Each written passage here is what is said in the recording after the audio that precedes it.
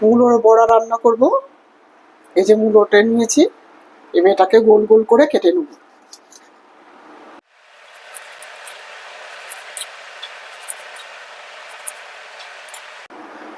এবার এক একটা টুকরো নেব, নিয়ে এটা এইভাবে কেটে নেব। মাছ ছোট ছোট করে ফালি দিয়ে নেব। দুদিকেই একইভাবে দেবো। এই যে একদিকটা হলো, এবার আরেক দিকটা দেবো।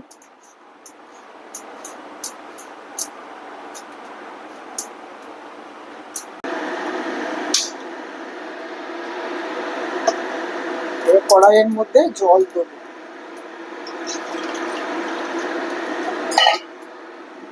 এবার নুন দেবো। এবার এই মুগের টুকরোগুলো জলে দিয়ে দেবো, দিয়ে সিদ্ধ করবো।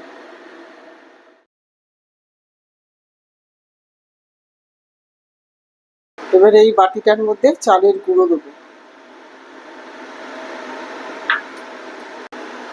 এর মধ্যে নুন দেবো,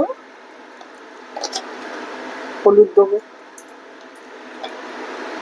কালো জিরে দেবো একটু, আর এই যে কাঁচা লঙ্কা কুচিয়ে রেখেছিলাম সেটা দিয়ে দেবো। জল দিয়ে ব্যাটার তৈরি করবো।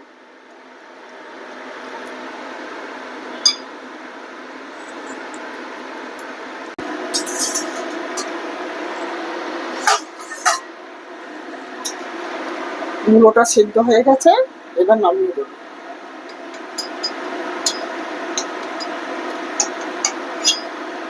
এবার কড়াইতে সাদা তেল দেবো।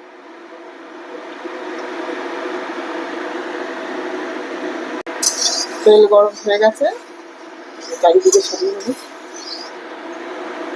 এবার এখান থেকে একটা মূলোর টুকরো নেবো, নিয়ে এই ব্যাটারে চুবিয়ে তেলে ছাড়বো।